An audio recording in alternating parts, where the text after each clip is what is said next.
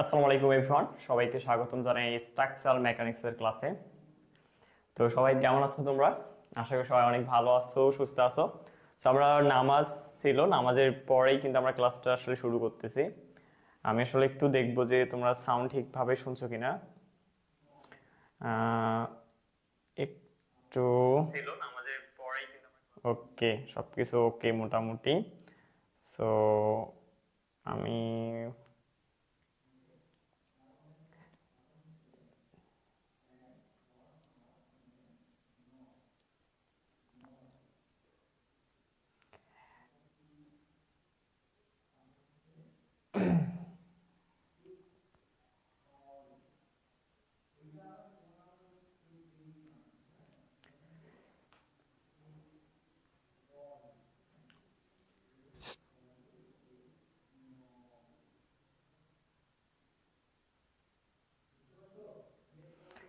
তো তোমরা হচ্ছে সবাই ক্লাসে জয়েন করে এবং ক্লাসটা একটু শেয়ার করে দাও ফার্স্ট অফ অল।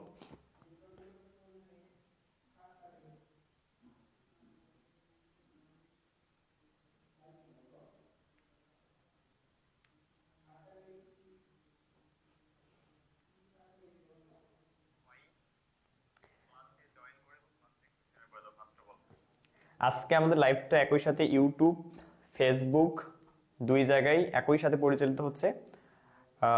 আমরা যদি কেউ ভিডিও কোয়ালিটি নিয়ে প্রশ্ন করি বা ভিডিও কোয়ালিটি যদি সমস্যা হয় ফেসবুকে, সো ইউটিউবে আমরা এটা করলেই আমাদের ভিডিও কোয়ালিটিটা বেটার হবে।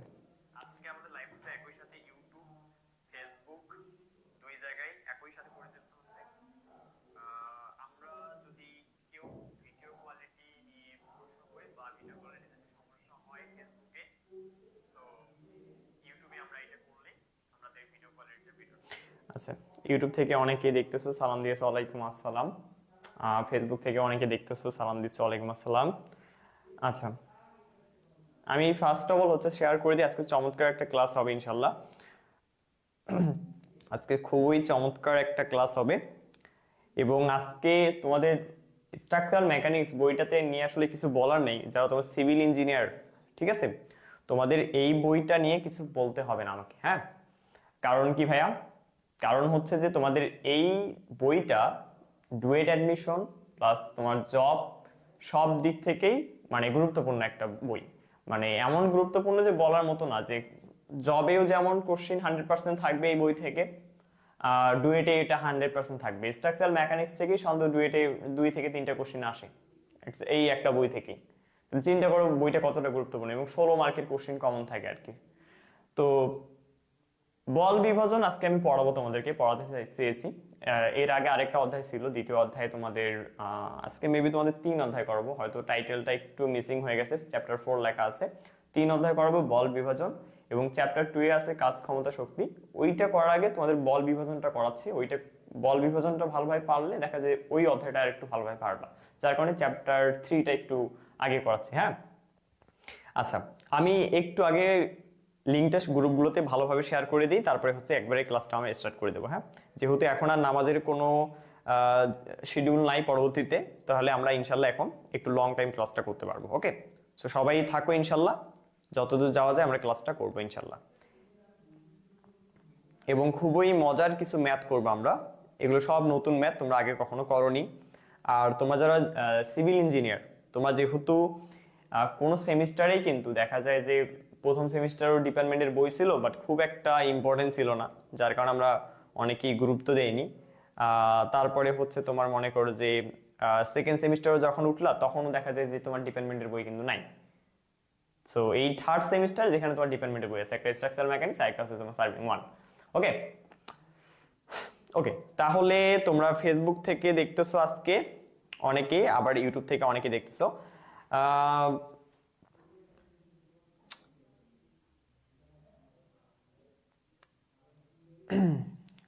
ইকবাল লিখেছে আসসালামু আলাইকুম ভাইয়া। ওয়ালাইকুম আসসালাম। আপনারা অনলাইন ক্লাস করতে পারবো? জি অবশ্যই পারবা। আপনার ক্লাসগুলো অনেক ভালো লাগে, ভালোভাবে বুঝি। আপনার গণিত ভালো বুঝি। আচ্ছা, ওকে ভাইয়া, তুমি অ্যাড হতে পারবা। আমাদের যে পেজ আছে সেই পেজে মেসেজ করলে ইনশাল্লাহ তুমি অ্যাড হতে পারবা, ঠিক আছে। আমাদের যে পেজ আছে, তোমরা যারা পেজ থেকে আমাদেরকে দেখতেছো, তোমরা আমাদের পেজে যারা ভর্তি হতে যাচ্ছ আমাদের পেজে মেসেজ করলে দেখতে পারবা। ওকে, সো এখানে উভয় জায়গা থেকে যেহেতু লাইভটা হচ্ছে, পেজ এবং ইউটিউব, যারা যদি পেজে সমস্যা হয় তোমরা চাইলে ইউটিউব থেকে লাইভটা কন্টিনিউ করতে পারো। ওকে, আচ্ছা আমি হচ্ছে তৃতীয় পর্বে তোমরা যারা সিভিল ডিপার্টমেন্ট আছো তোমাদের হচ্ছে উদ্দেশ্যে, যেহেতু অনেকেই তোমরা আমাদের কোর্সে এনরোল করতে চাচ্ছ, আমি তোমাদেরকে কোর্সের লিঙ্কটা দিয়ে ক্লাসটা শুরু করতেছি। সো আমি ওয়েবসাইট থেকে তোমাদেরকে কোর্সের লিঙ্কটা অ্যাড করে দিচ্ছি। আমাদের বর্তমানে সিভিল ডিপার্টমেন্ট থেকে অলরেডি ভর্তি হয়ে গেছে 100 জনের মতো। সো তোমরা যারা এখনো ভর্তি হওনি শুধু সিভিল ডিপার্টমেন্ট থেকে তৃতীয় পর্বে তোমরা ভর্তি হতে পারো। ওকে, আমি হচ্ছে লিঙ্কটা তোমাদের কমেন্টে পিন করে রাখতেছি। ওকে, ইউটিউব ফেসবুক দুই জায়গায় পিন করে রাখতেছি।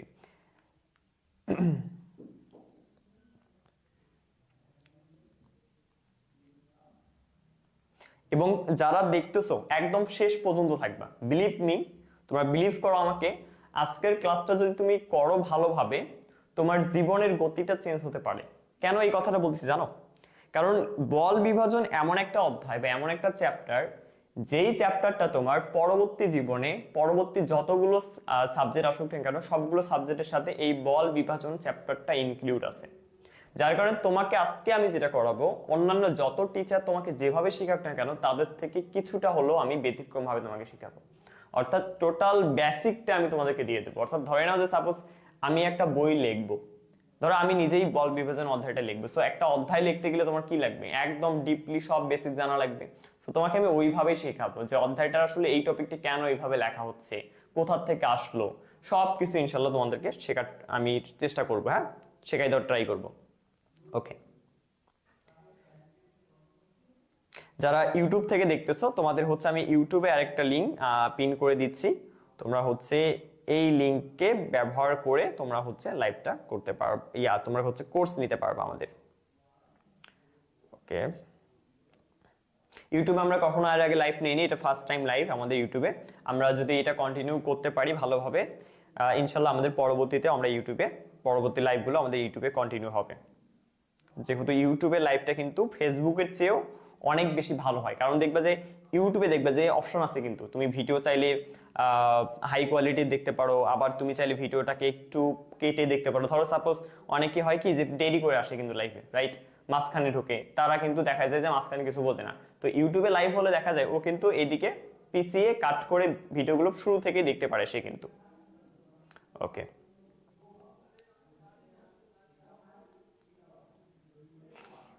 আচ্ছা তাহলে শুরু করে দিই নাকি? আমি ক্লাসটা শুরু করে দিই। ওকে,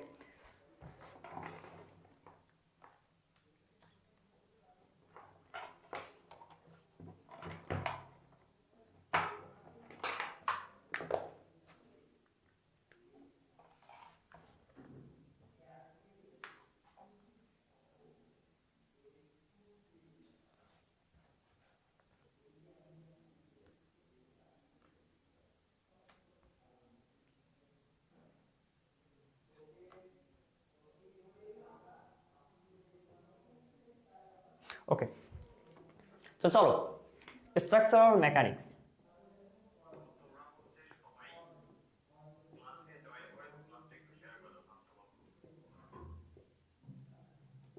দেখো একটা মজার বিষয় হচ্ছে যে এই সাবজেক্টটার যে নামটা আছে স্ট্রাকচারাল মেকানিক্স, তুমি কিন্তু এই সাবজেক্টটার নাম রিলেটেড একজন ইঞ্জিনিয়ার হতে পারো। কি ইঞ্জিনিয়ার ভাইয়া? Structure engineer. তুমি যদি স্ট্রাকচারাল মেকানিক্স ভালোভাবে পড়ো বা এই সাবজেক্টটা বেশি মনে করো যে নিজের মনের মধ্যে গেঁথে নিতে পারো, যেমন আমার খুব ভালো লাগে এটা। সো আমি যদি ভবিষ্যতে বিএসসি করতে যাই তখন হচ্ছে আমি অবশ্যই এই স্ট্রাকচারাল মেকানিক্সের দিকেই বা স্ট্রাকচারাল ইঞ্জিনিয়ারিং দিকে কিন্তু আমি বেশি ফোকাস দেবো। সো তোমরা যারা মনে করো যে বেশি সার্ভে করতে চাও না বা অন্য ঝামেলা লাগে, তোমরা মনে করো যে স্ট্রাকচার নিয়ে একটু বেশি ঘাটতে চাও, সো তোমরা যারা এই পরিকল্পনা করতেছো যে আমি স্ট্রাকচারাল ইঞ্জিনিয়ার হব ভবিষ্যতে, সো তোমরা এই সাবজেক্টটা একটু ভালো করে পড়তে হবে তোমাদেরকে এখন থেকেই, ঠিক আছে? তো চলো আমরা শুরু করি। আমরা স্ট্রাকচারাল মেকানিক্সের আজকে করব হচ্ছে চ্যাপ্টার 3। আমি একটু ভুল সংশোধন করে দিই, আমি কিন্তু ওখানে মেবি টাইটেলে লিখছি অধ্যায় 4, সো ওটা আমি ক্লাস শেষে সংশোধন করে দেব। আজকে আমরা 3 অধ্যায় করব হচ্ছে বল বিভাজন। আচ্ছা, বল বিভাজন অধ্যায়টার নাম দেখছো, বল বিভাজন। নামটা দেখে আমাদের কি মনে হয় বলো দেখি, যে একটা বল বা একটা বস্তুকে একাধিক বল বিভিন্নভাবে ক্রিয়া করতেছে। যেমন ধরো সাপোজ যে এইটা একটা বস্তু, এই বস্তুতে একাধিক বল ক্রিয়া করতে পারে। কিরকম? একটা বল দেখা যায় তোমার এরকম নিচে ক্রিয়া করলো, ঠিক তার আরেকটা বল দেখা যায় বিপরীতে এভাবে ক্রিয়া করতেই পারে। আরেকটা বল এইদিকে ক্রিয়া করলো, আরেকটা বল এইদিকে ক্রিয়া করলো, ক্রিয়া করতেই তো পারে নাকি? অথবা দেখা যায় আরেকটা বল এই সাইডেও ক্রিয়া করতে পারে, এই সাইডেও ক্রিয়া করতে পারে। মানে একটা বস্তুকে একটা বল বিভিন্নভাবে কিন্তু ক্রিয়া করতে পারে। এখন দেখো তুমি যখন একটা স্ট্রাকচার তৈরি করবা বা ডিজাইন করবা, ওই স্ট্রাকচারটা যখন ডিজাইন করবা, দেখো আমি একটা জাস্ট নরমালি স্ট্রাকচার ডিজাইন করে দিই। এটা হচ্ছে কলাম, এটা হচ্ছে বিম। তো এই যে স্ট্রাকচার তুমি যেটা ডিজাইন করতেছো, এই স্ট্রাকচারে কলাম যেটা আছে, এই কলামের উপর কিন্তু আমি যদি এই কলামটাকে একটা বস্তু ধরে নেই, এই কলামের উপর কি লোড আসতেছে কি আসতেছে না? 100% লোড আসতেছে। তাহলে লোডটা আসলে কিভাবে আসতেছে বা কোন দিকে আসতেছে? লোডটা কিন্তু আমি ধরে নিলাম যে ঠিক খাড়া এইভাবে আসতেছে, যেরকমটা আমি তোমাদেরকে দেখালাম। আবার দেখা যায় এই যে বিমটা রয়েছে, এই যে বিমটা রয়েছে, এই বিমের উপরও কিন্তু এক ধরনের লোড আসতেছে। বিমের উপর আবার কি লোড আসতেছে? বিমের উপর দেখো, আমি যদি এই কলামটাকে চিন্তা করি, একটা বস্তু যখন এইখানে আঘাত করবে, তখন এই কলামটা কি করবে? প্রতিক্রিয়া একটা বল তৈরি করবে, যেটা কিনা বিমকে আবার আটকে রাখবে বা বিমকে ধরে রাখার ট্রাই করবে।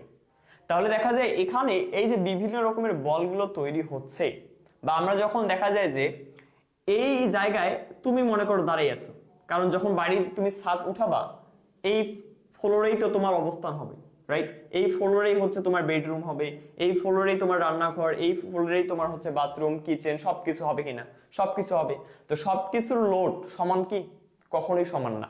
ধরে নিলাম যে তোমার হচ্ছে বেডরুম তোমার হচ্ছে বাথরুমের ওয়েটটা একটু কম, আবার দেখা যায় তোমার যে কিচেন, সেটা এখানে মানুষের যাতায়াত থাকবে, প্লাস হচ্ছে ভারী ফ্রিজ থাকতে পারে সেখানে, সেখানে দেখা যায় রান্নাঘরে বিভিন্ন ধরনের ম্যাটেরিয়ালস থাকতে পারে। সো এখানে এক ধরনের লোড ক্রিয়া করবে। তারপর তোমার এই যে বেডরুম, বেডরুমে কি কি জিনিসপত্র রাখতেছো, সেই হিসেবে এক ধরনের লোড ক্রিয়া করবে।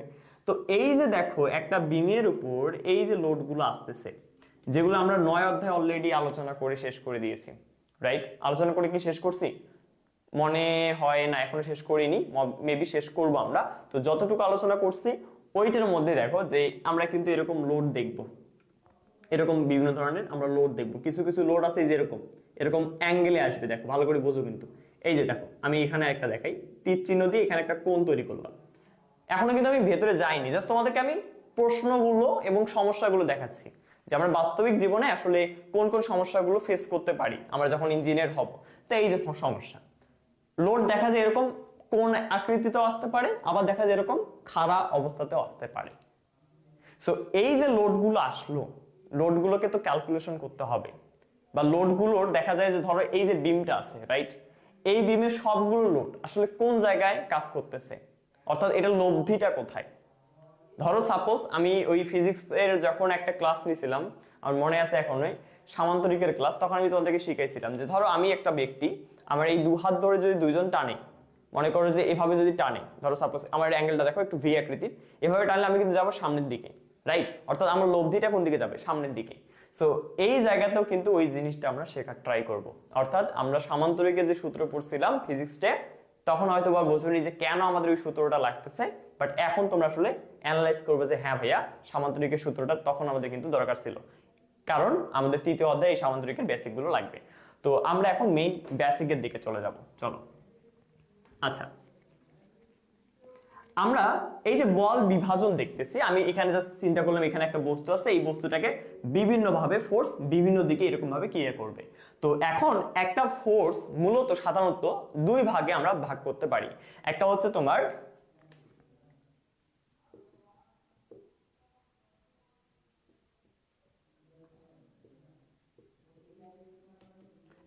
হরিজন্টাল আর একটা হচ্ছে ভার্টিক্যাল। তাহলে হরিজন্টাল ফোর্সকে আমরা এইচ দ্বারা প্রকাশ করব, আর ভার্টিক্যাল ফোর্সকে আমরা ভি দ্বারা প্রকাশ করব। হরিজন্টাল ফোর্স কোনটা? হরিজন্টাল ফোর্স হচ্ছে এইটা, অর্থাৎ এই ভূমি বরাবর যে ফোর্সটা কাজ করবে সেটা হচ্ছে হরিজন্টাল ফোর্স, আর এই যে লম্ব বরাবর যে ফোর্সটা কাজ করবে সেটা হচ্ছে ভার্টিক্যাল ফোর্স। অর্থাৎ এগুলো হচ্ছে ভার্টিক্যাল ফোর্স, আর এই দিকের গুলো হচ্ছে এইটা অথবা এইটা, এই দিকেরটা অথবা এই দিকেরটা, এগুলো হচ্ছে কি ফোর্স আমাদের হরিজন্টাল, এই দিকেরটা অথবা এই দিকেরটা, এইটা হচ্ছে আমাদের ভার্টিক্যাল ফোর্স। তাহলে আমাদের ফোর্স মোটামুটি দুই প্রকার হতে পারে, একটা হচ্ছে হরিজন্টাল আর একটা হচ্ছে কি ভার্টিক্যাল ফোর্স। একটা এক কথায় বলা যায় যে একটা লম্ব, আরেকটা কি, আরেকটা হচ্ছে আমার ভূমি। এখন এই যে লম্ব আর ভূমি একটু বোঝার ট্রাই করো। মনে করো সাপোজ আমি এখানে একটা সমকোণী ত্রিভুজ অঙ্কন করি, যেই সমকোণী ত্রিভুজে দেখো এইটা হচ্ছে ভার্টিক্যাল আর এইটা কি, এইটা হচ্ছে আমাদের মনে করো যে হরিজন্টাল। অথবা আমি সমকোণী ত্রিভুজটাকে একটু আগে যেভাবে অঙ্কন করতেছিলাম এইভাবে অঙ্কন করতে পারি, যে আমার এইটা হচ্ছে ভার্টিক্যাল মানে লম্ব, আর এইটা হচ্ছে আমার ভূমি। তো এখন মনে করো যে সাপোজ এইটা আমি ভার্টিক্যালকে প্রকাশ করলাম হচ্ছে ভি দ্বারা, আর হরিজন্টালকে প্রকাশ করলাম হচ্ছে এইচ দ্বারা। এখন এখানে এই জায়গাতে মনে করো যে একটা বিন্দু আছে বা একটা বস্তু আছে, এই বস্তুটার উপর আমরা কি করতেছি, একটা বল প্রয়োগ করতেছি। কি প্রয়োগ করতেছি, বল। এই বলটার নাম হচ্ছে এইচ বল, আর এই বলটার নাম হচ্ছে ভি বল, মানে ভার্টিক্যাল ফোর্স আর একটা হরিজন্টাল ফোর্স। তো এই বস্তুটা আসলে কোন দিকে যাবে বলো দেখি।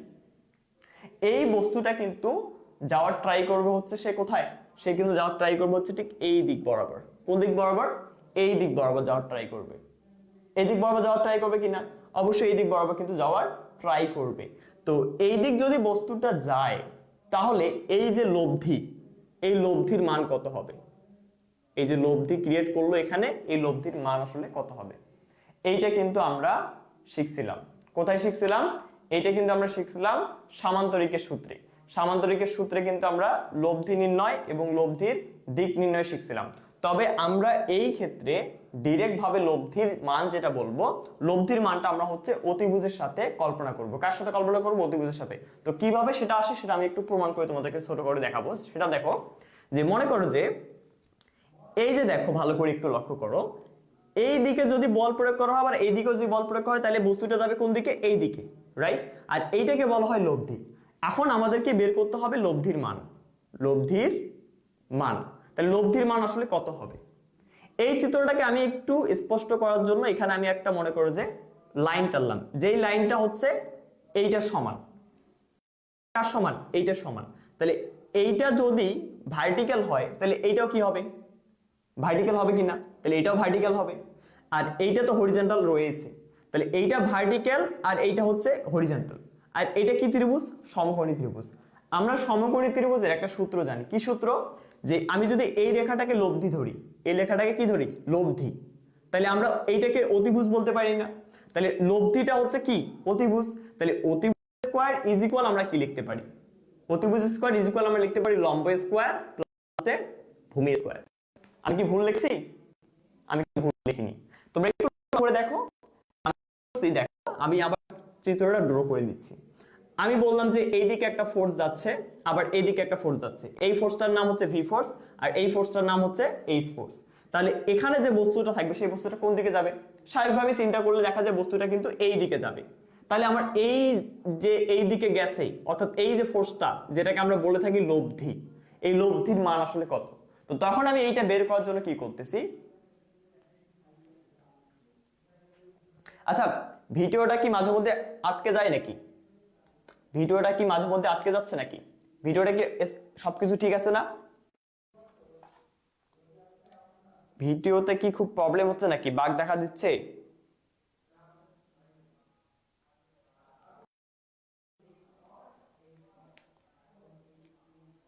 ভিডিওতে কি খুব বাগ দেখা দিচ্ছে নাকি।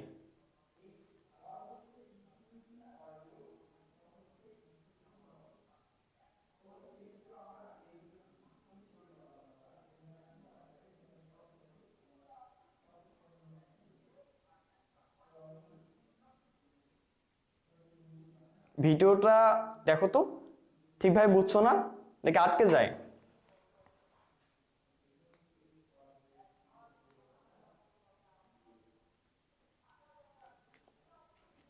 আচ্ছা এক মিনিট, আটকে গেলে তো সমস্যা। Mbps 3PS